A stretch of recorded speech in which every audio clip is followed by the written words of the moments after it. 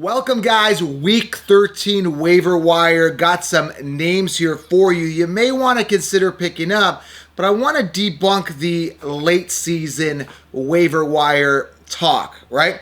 If anyone's advising you to pick up some of the players that, are recommended in week 13, they're probably giving bad advice. So I want to debunk this whole waiver wire week 13 BS because it's not really going to help you guys down the stretch, because some of the guys that are recommended this week, which we're going to go over some names, Kyron Williams and JaMycal Hasty, to name a few, I mean, you should already be set at robust RB. But either way, you've come here for waiver wire week 13.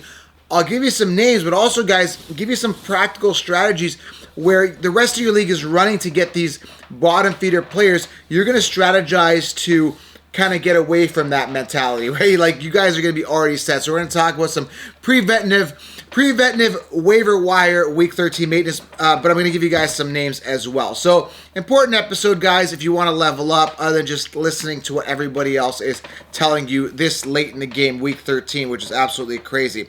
Now, before we get into this, guys, head on over to prizepicks.com. If you have not tried out this DFS platform, you got to try it right now for this upcoming week. Prizepicks.com. The code you want to use is DFS Lion. You simply select 2 to 5 players. You select more or less at that specific trait, whether it be rushing yards or receiving yards, whatever it is. You select more or less, and you win. It's pretty fun to play, guys. PrizePicks.com. Go experience it. Use code DFS Lion. I've linked it below. And of course, this show is brought to you by my favorite place to order in during games. You got the World Cup now. You got UFC. Get on over to Hooters right now, guys. Hooters.com, or download the app. Use promo code, guys, FFC20 to save $10 on an order of 30 or more on takeout or delivery. Order the wings. Order the nachos. They've got football bundles on right now, guys. Amazing. Order in or take out, guys. Order, guys, in tonight. That's Hooters.com. Download the app. The code you want to use FFC20 to save that $10 on order of 30 or more. All right, guys? Go order right now. Select locations across the U.S. Now, let's talk about waiver wire. Now, if you're new to the channel, make sure you guys subscribe. This is not your, Concheapsis type channel. I think outside the box. I project forward. Now, you guys came here for names. It's week 13. You guys are desperate. Now, what I don't like about what everybody does for waiver wire, especially this late in the game particularly, is that they're giving you names of players that, I don't know how to say this, but years to wow us, so we're not wowed. Or they're undrafted free agent rookies that come in, and they're in because someone got hurt for 1 week. And everybody gets all excited. You got to pick this guy up because that's this situation or that. And these are the recommendations. So 2 recommendations now are JaMycal Hasty and Zonovan Knight, right? The running backs here for the Jets and the Jaguars. Hasty had a good game. He, opportunity called, and he played good. I'm not gonna deny the fact that he had a good game. But when you sit on the bench for the past, I don't know how long he's been in the league. It's been years. And you have 1 game, you've got a lot of stored up energy, right? So you got to imagine that he's going to have a decent game, right? It's a pretty potent offense. Trevor Lawrence knows how to check down and get the ball to the running back. So I'm looking at this and I'm thinking to myself, okay, yeah, all right, he had a good game. So what? I'm going to take a look here at the stats here. With 12 attempts, 28 yards, 2.3 yards per carry, not the greatest, but from a fantasy point perspective, especially when you're talking PPR, he had a good game. He had 20.5 points, right? He had the 5 receptions, 67 yards, and a receiving touchdown. So everyone's like, yeah, I got to get myself JaMycal Hasty. It's funny because they're promoting this guy considering everybody was high on, and they told you to pick up Travis Etienne. I guess it kind of makes sense considering that would be your RB1 if you listen to the Concheapsis, because they went 0 RB, they went wide receiver heavy, and they told you to draft yourself Travis Etienne, which again, this is his rookie year because he didn't play all year last year. Has been balling out pretty well. Took him weeks to get into it.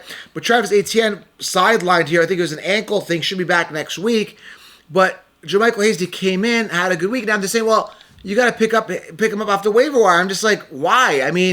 If Etienne's going to be back and he's only missing a week, I'm not going to get too excited. And this is desperation Concheapsis thinking, because if you listen to got 60 rounds, you already set at running back. And that's what I want to talk about. Everyone's talking waiver wire. I got to get my waiver wire pickups week 13. I don't even do waiver wire this late in the game. I'm already championship ready. I'm championship bound. I got, winning records. And I've got robust RB. I don't even look at these bottom feeder running backs, right? Another guy, so JaMychal Hasty, another guy they're talking about is Zonovan Knight. Like, what is the hype about this guy? What is Zonovan? Like, I know Michael Carter's banged up. His ankle was banged up. All these guys with these ankle injuries, right?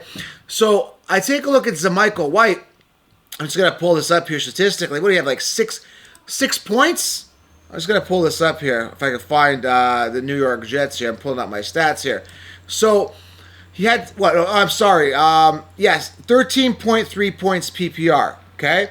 Michael Carter had the 6 points, then he was hurt. So I stand corrected. 14 attempts, 4.9 yards per carry. He did fumble, but I believe it was recovered. 3 receptions, 34 yards. Zonovan White, undrafted free agent. Obviously, I think James Robinson was a healthy scratch.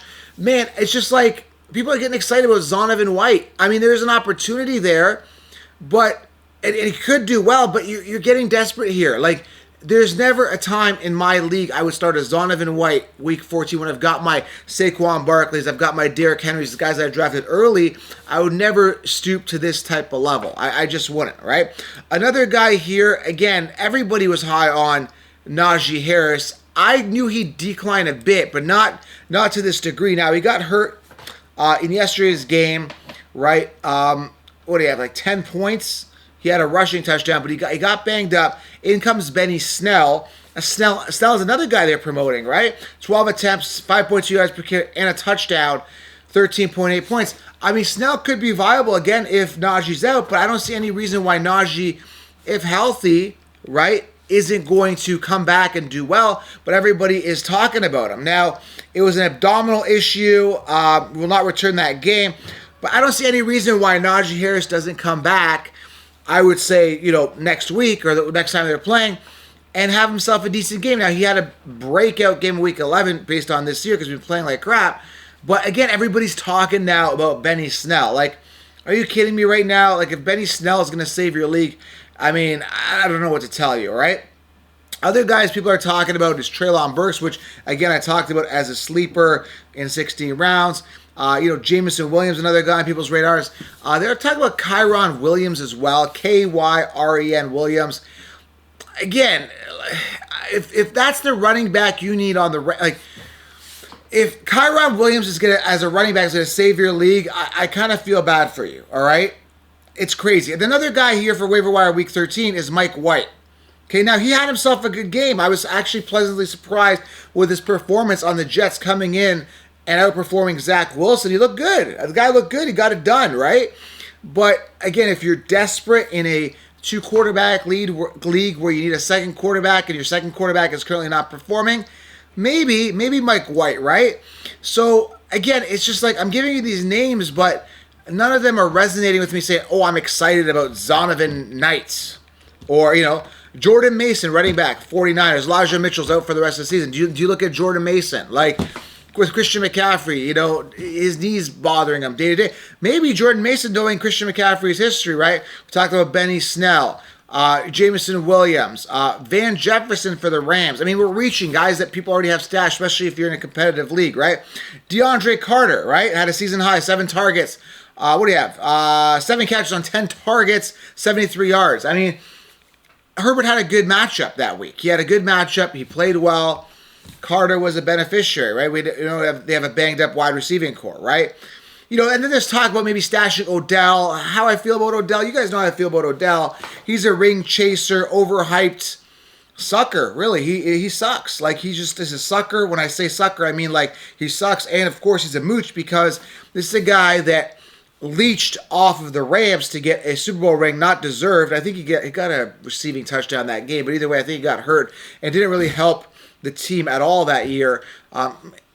Again, like, this guy is trolling. He's out there falling asleep on planes. I don't know if he was drugged up or drunk or whatever he was. People say he was sleeping and then he got kicked off a plane. And like now he's ring chasing, going, why aren't you going for teams like the Texans or the Panthers or the Raiders? You're going for the juggernauts. You're going for the top dogs. You're going for the Dallas Cowboys. You're going for the Buffalo Bills, right? Even the Giants have a winning record. He's trying to gun for them. But he is ring chasing, and he's really biding his time, waiting to see who's got the best odds to win the Super Bowl. and he's going to leech onto that team. It's pathetic. So that's my thoughts on Odell. It's really, really pathetic. And the fact that the mainstream sheeps are talking about him like he is still relevant, like he's still a good receiver. He's not. He can't stay healthy. He hasn't stayed healthy his entire career. He had like 2 good seasons his entire career. He's been playing since, 2015? So again, Odell Beckham, people are talking about him. He could be a viable flex play, might have a good game predicated on where he lands. But wherever he lands, he's on established teams, and he would theoretically become easily the wide receiver 3 on whatever team he lands on, because he's not good enough to be a wide receiver 1 anymore, right? Quarterback, again, Kenny Pickett. Again, we talk about Mike White, Jared Goff, all options. Elijah Moore could be an option. Quez Watkins had himself a touchdown again, back on people's radars. This is what happens, guys. DJ Chark had a good game. Zacchaeus at wide receiver. Agnew from the Jacksonville Jaguars. Evan Ingram had himself. He's been playing terrible lately. Again, it's like now we're starting to reach. Now we're really starting to reach. And, if you want some defense streamers, you could consider the Browns, the Packers, the Vikings, the Falcons, the Commanders, and the Giants this upcoming week. But again, we're reaching, guys. We're reaching for names that, aren't really going to save us. Our team should be established at the point. That's what I'm trying to say. In my 16-round draft solution, we look at these sleepers. We see things before they happen. We get guys that were drafted in the 2nd, 3rd round on a team where they could potentially take off. And this is a fantasy football tip, a draft strategy.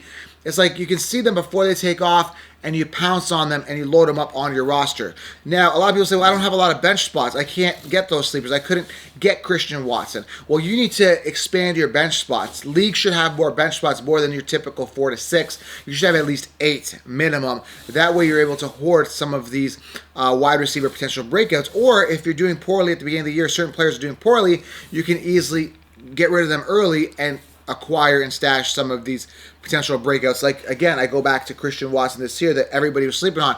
Now they're riding the D right now, after I told you Christian Watson's going to be a potential breakout, the most athletically talented wide receiver on the Packers. So it's about seeing things before they happen, thinking outside the box, and making sure that you're looking at depth charts at the beginning of the year so that you don't have to worry about this near the end of the year. All right, guys, where you're scrambling to get running backs like Zonovan Knight. If Zonovan Knight saves, if he's a league winner, maybe I could be wrong.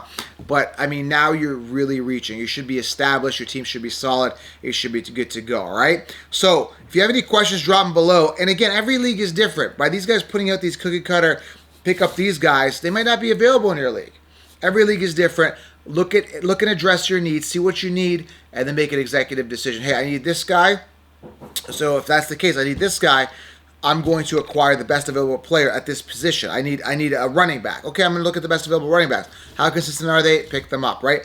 See what you need and pick up the guy that you need accordingly, predicated on how consistent you think he's going to be, all right? So, watch the 1 week wonders for waiver wires. Be careful. Don't listen to the kid sheep says. Subscribe to this channel. And, of course, if you want direct access, patreon.com/FFCalstar, guys, all right? We'll talk soon. Appreciate you. Again, head on over to Hooters.com. FFC20 is the code. I'm out.